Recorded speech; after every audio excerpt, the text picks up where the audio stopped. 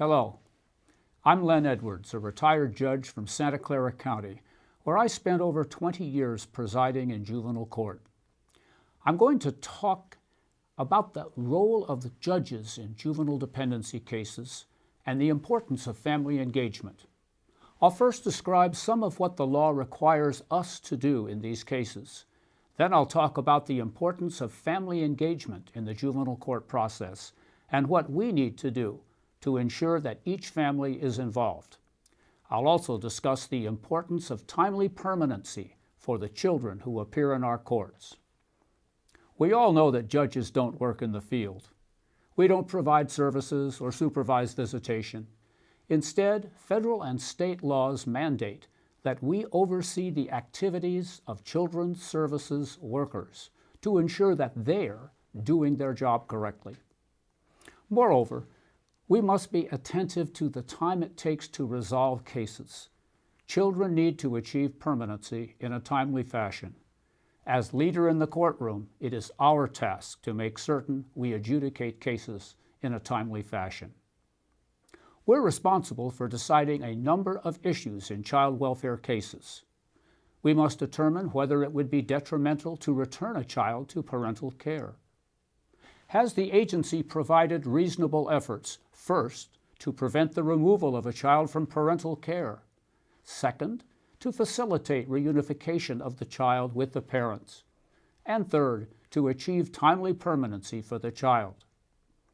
Has the agency exercised due diligence in identifying and engaging both parents, relatives, and any Indian tribes that have connections to the child?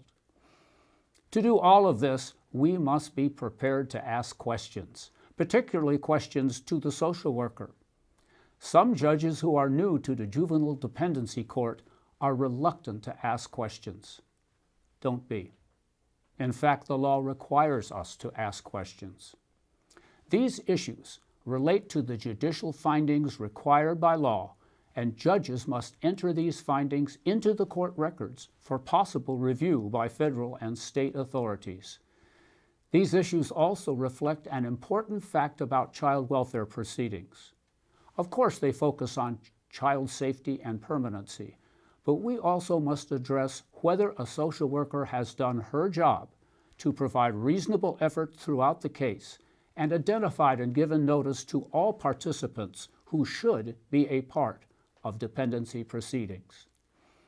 Family engagement. Juvenile dependency work is all about families. Families that are in trouble, with problems such as poverty, mental health issues, drug abuse, domestic violence, and much more. Family engagement is critical to juvenile court proceedings. The best plan for the child will almost always involve the family. The law is very clear that the primary goal in juvenile court is placement with the family, preferably with one or both of the biological parents, but if not, with a family member. Well, how do we get the family engaged in these proceedings? That's a task we have to monitor. The legislature has created rules and mandates for social workers and judges. No longer is identification and notice simply a matter of asking the custodial parent for the location of the non-custodial parent, looking in the telephone book or checking with the Department of Motor Vehicles. The law requires social workers within 30 days of removal to use due diligence to identify, notice, and engage biological parents and relatives. Judges must oversee this process and make findings regarding agency efforts. A best practice is to insist that every social report contain information about missing parents, as well as the relatives the agency has contacted and each relative's interest in the case.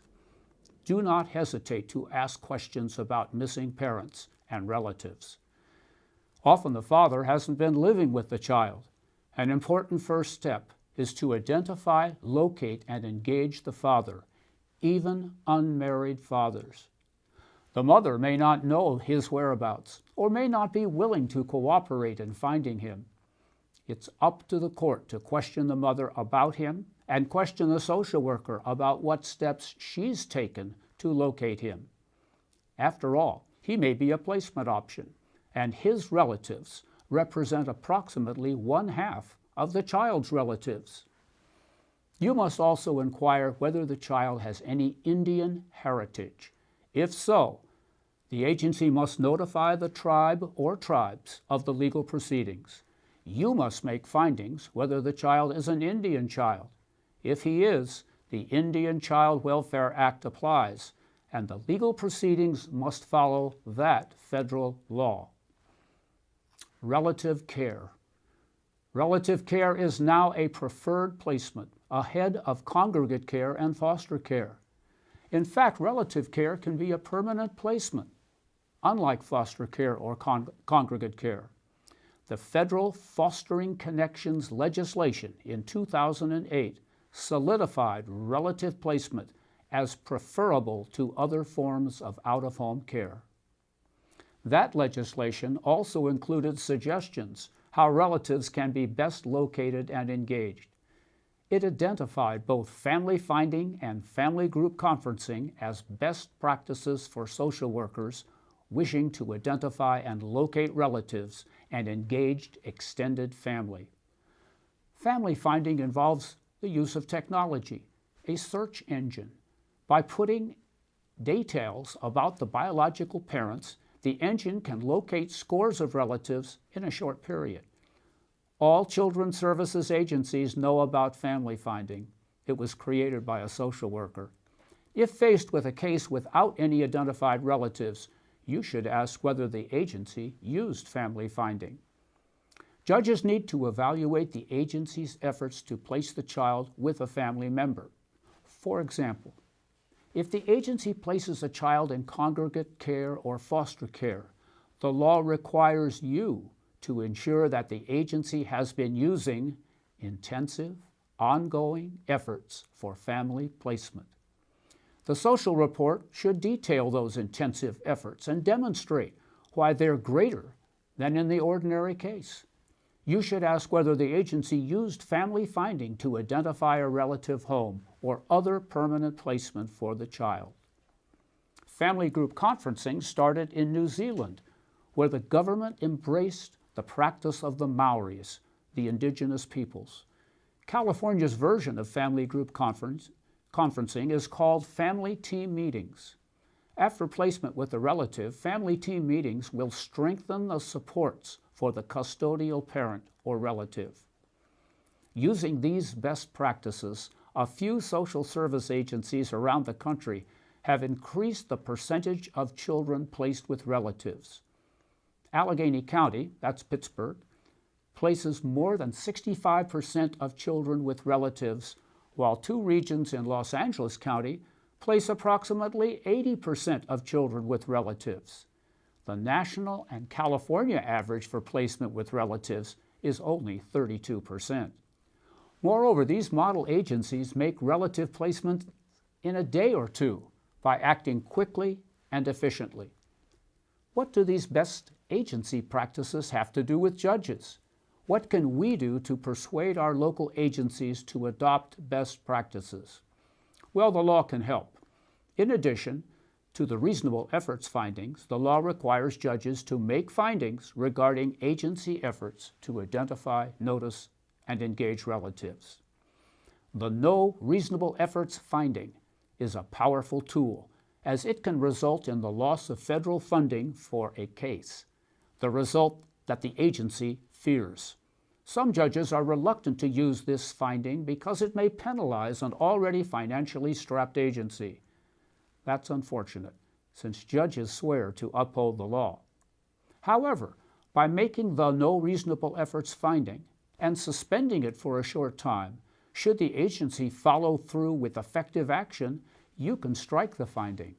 For example, you could state, I make a finding that the agency did not exercise reasonable efforts to facilitate reunification because of inadequate visitation between the mother and her children.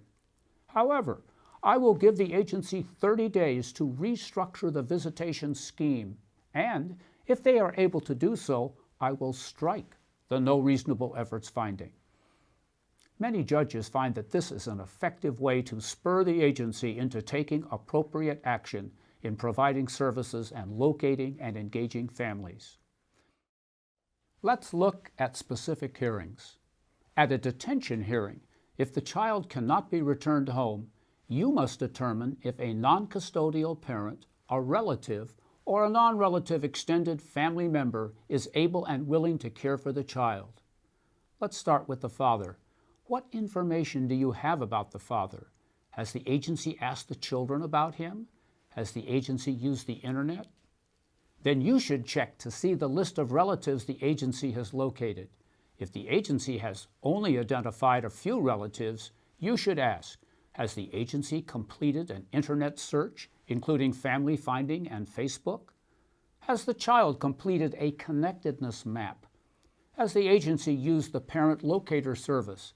Has the agency talked to the child about who came to the last family gathering? Is there a family historian who can identify family members? If you are unsatisfied with the agency's efforts, make further orders and set a review date in 20 or 30 days. At the dispositional hearing, you must make a finding whether the agency has exercised due diligence to identify and locate relatives. After disposition, and during the pendency of the case, if the agency removes a child from foster or group home care and does not return the child to a parent, the agency must consider placement with a relative as a preferred placement. It's up to you to question the agency's placement efforts at this time. At any permanency or post-permanency hearing, where the plan is not guardianship or adoption, the agency must provide evidence of due diligence to find relatives. And at every hearing and in every report, you should receive information about the agency's efforts to find a relative home for the child. Lacking this information in the report, you can continue the case and order the agency to report back about their efforts, go forward with the case and set an interim review to address the family finding issue, or make a no reasonable efforts finding. You can consider suspending that finding until further review to see what the agency has done in the meantime. Timeliness. Through all of these hearings, you should be thinking of the child's need for finding a timely, permanent placement. As judicial officers, we know that the legal proceedings are deliberate. It takes time to resolve matters in court. Cases are continued and continued again. Sometimes we forget that children can't wait. The removal process is traumatic for a child, just as being in a new home is a traumatic experience. The longer the case drags on, the more trauma for a child. You can set the tone of urgency in dependency proceedings. You should carefully examine any motion for a continuance. Of course, if placement is made early in the case with a relative, the trauma will be reduced. Engagement with relatives very early in the case will generally serve the best interests of the child. It will also avoid a contested custody hearing when the foster parents want to maintain custody. What are the takeaways from this talk?